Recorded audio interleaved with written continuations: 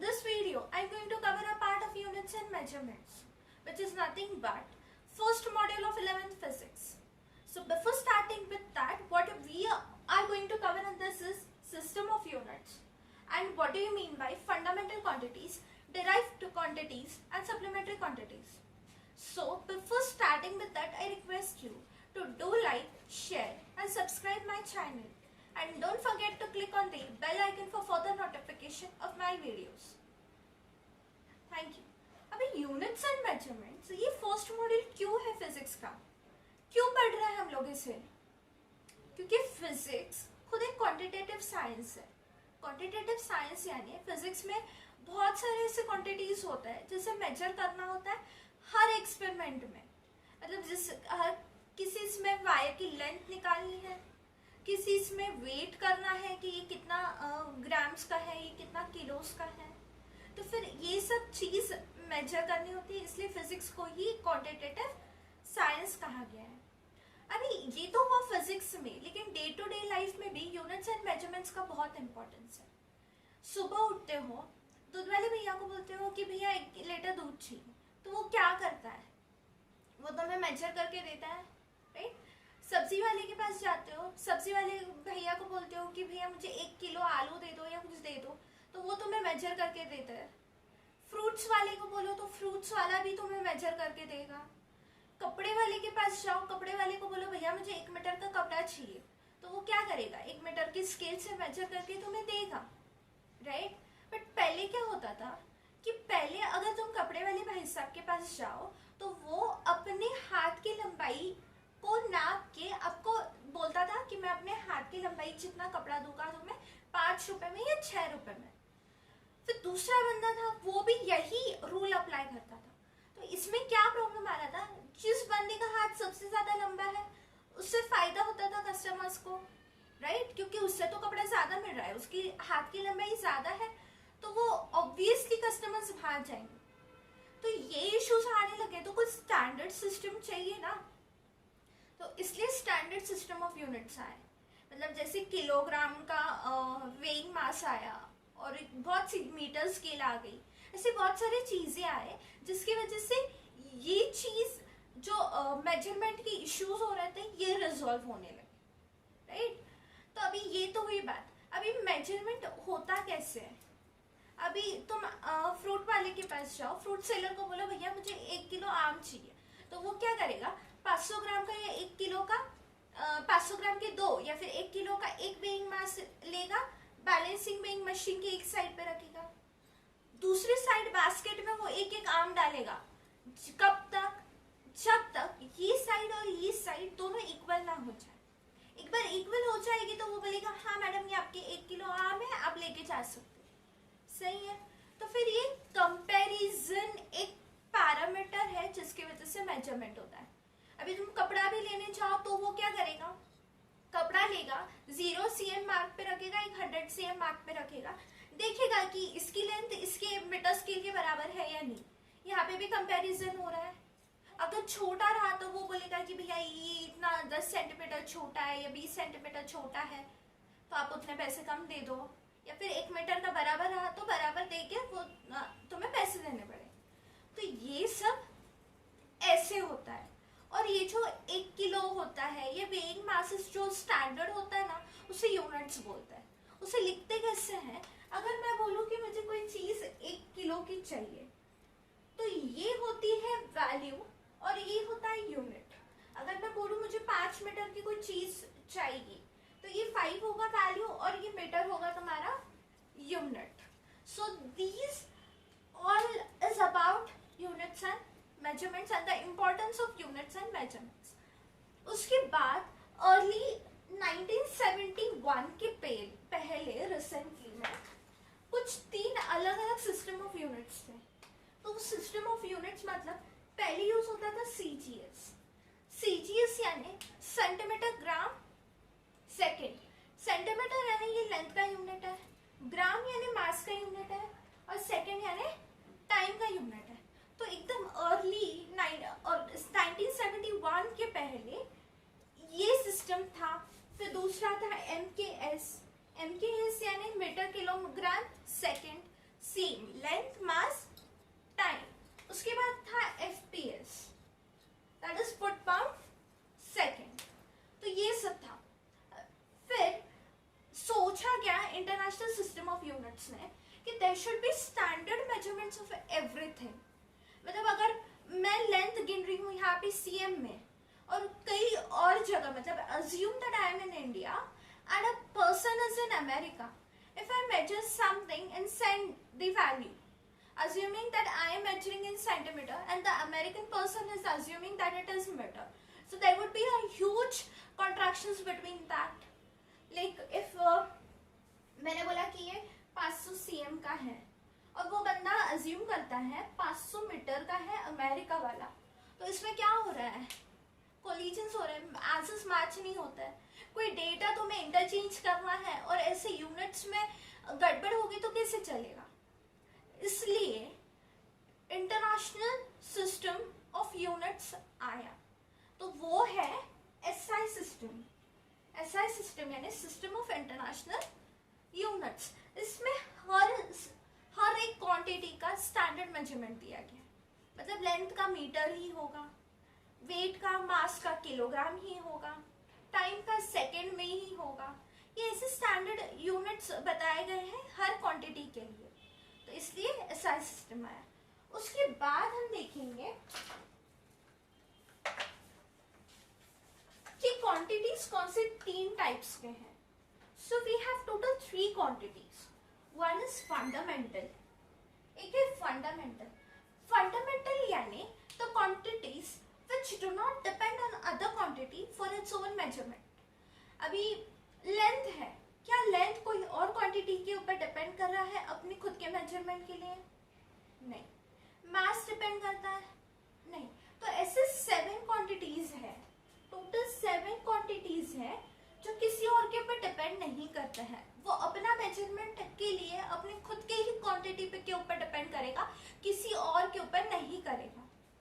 उसके बाद आता है डेराइव्ड. डेराइव्ड यानी कि 7 क्वांटिटीज छोड़ के जो भी दूसरी क्वांटिटी है जो इन 7 क्वांटिटीज के ऊपर डिपेंड करता है अपने खुद के मेजरमेंट के लिए, उसको बोलते हैं डेराइव्ड. एक एग्जांपल ले लो, स्पीड. अब मेरी स्पीड गाड़ी की इतनी है, ये तुम कैसे बताओ? ये ऐसे बताते हैं कि मैंने इतना डिस्टेंस कवर किया इतना टाइम में, तो उससे स्पीड निकलता है. तो स्पीड किसके ऊपर डिपेंड करता है? 2 फंडामेंटल क्वांटिटीज के ऊपर. एक तो डिस्टेंस. डिस्टेंस तुम किस में गिनते हो? लेंथ गिनते हो मीटर में. और फिर टाइम. टाइम तो एक इंडिपेंडेंट क्वांटिटी है जो फंडामेंटल क्वांटिटी, राइट? तो फिर ये ऐसे जो क्वांटिटीज हैं जो फंडामेंटल क्वांटिटीज के ऊपर डिपेंड होके ऑब्टेन होते हैं, उसे डिराइव्ड कहते हैं. जैसे एक्सेलरेशन है, मोमेंटम है, वेलोसिटी है, फोर्स है, ऐसे बहुत सारे और भी है. उसके बाद सप्लीमेंट्री क्या होता है? सप्लीमेंट्री के 2 क्वांटिटीज है जो ना कि फंडामेंटल में इंक्लूड कर सकते हैं ना कि डेराइव्ड में. तो ऐसे 2 है. आइए देखते हैं पहले फंडामेंटल क्वांटिटीज क्या क्या है. तो we will first list out the 7 fundamental quantities and the units. So starting with that, first we have length, then we have mass, time,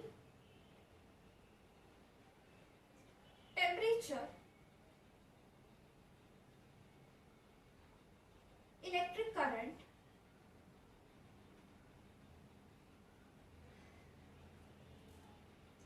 luminous intensity,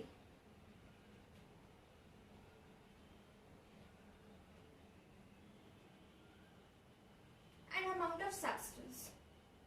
ये amount of substance mostly chemistry में तुम्हें सुनने मिलेगा, जिसमें तुम HCl का amount of substance लेते हो वगैरह वगैरह.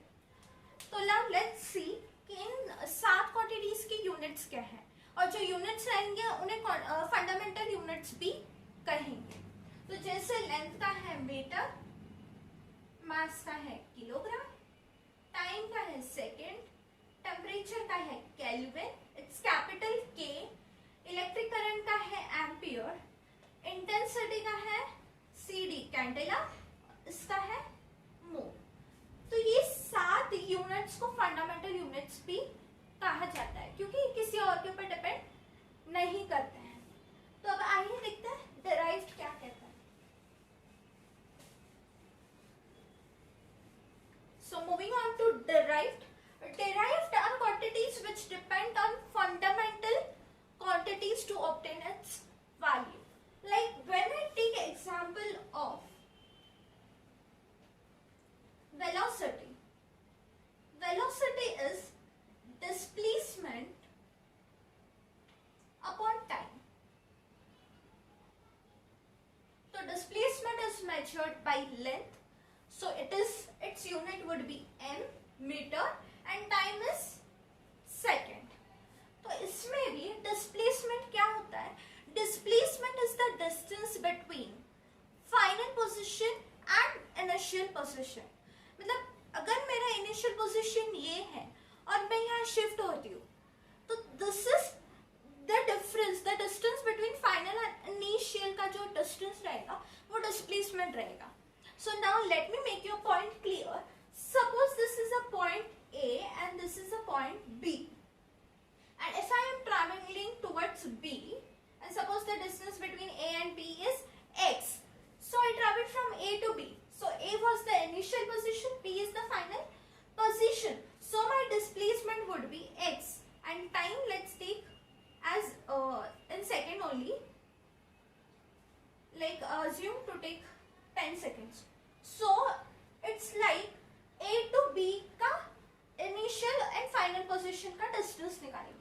और अगर मैं बोलूँ इसका distance कितना है, so assume this is displacement is x and distance is x. Now if I travel again from point B to point A, if I travels in reverse and again I am at point A. So in my initial position is the same as final position. So the displacement here it would be 0 but not x. And what would be the distance then? Distance would be, I traveled once, so it was x, then I traveled again to the initial position, so it is again x. So x plus x will give you 2x. So my distance would be 2x. And then many more derived quantities are like acceleration, momentum, then we have force, energy. Each and every quantity other than 7 fundamental quantities come under the category of derived quantities. Now moving on to third type, which is supplementary. Now what do you mean by supplementary? Supplementary में दो आते हैं, एक होता है plane angle और एक होता है solid. इसको डिनोट करते हैं d थीटा से, इसको डिनोट करते हैं d ओमेगा से. तो इसमें क्या होता है प्लेन एंगल में कि तुम्हें एंगल निकालना है d थीटा. सपोज एक सर्कल का आर्क दिया है, suppose this is an arc of a circle और ये length of arc let's take suppose l arc, this is radius and तुम्हें थीटा निकालना है. तो how would you derive theta? Theta is nothing but length of arc divided by r and its unit is radian. So this is plane angle. Plane angle is always on a paper or in 2D dimensional. It is never a real object. Then what about solid angle? Solid angle is a real object and in 3D. So assume that there is a ball of a sphere ball and I asked you to cut the ball into equal parts. Equal parts कितने भी ले लो, 4 ले लो, 5 ले लो, 6 ले लो, equal parts में करना है. How would you do that?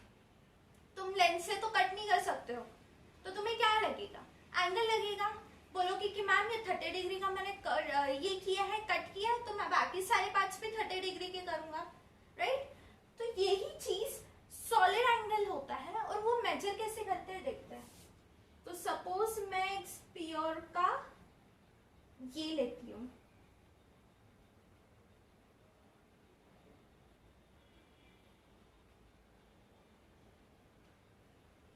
Suppose ये स्फीयर का एक आर्क है. So this is surface. अभी यहाँ पे 2D में तो एक सिंपल लाइन थी, तो तुम्हें उसका लेंथ ऑब्टेन कर सकते हो, लेकिन सॉलिड एंगल में ऐसा नहीं होता है। तुम्हें आर्क का एक बेस होता है, तो उस बेस को कंसिडर करना मैंडेटरी है। और ये रेडियस है और ये बेस का एरिया है, तो ये तुम ओमेगा कैसे निकालोगे? So d omega is nothing but area upon radius square. So how would you obtain that area? So the formula for area is 4 pi r square upon r square, and its unit is steradian. Its unit is steradian. So this is all about plane angle and solid angle, which come under the category of supplementary quantities. So what all we covered in this video is, we started with importance of units and measurements. Where do we use it? Then the three systems which were earlier we were using, that is before 1971. Then the international system of units came and we are still on that. Then what do you mean by fundamental quantities, derived quantities and supplementary quantities? In upcoming video, we would cover the remaining part of this module. So keep watching, and thank you guys for watching.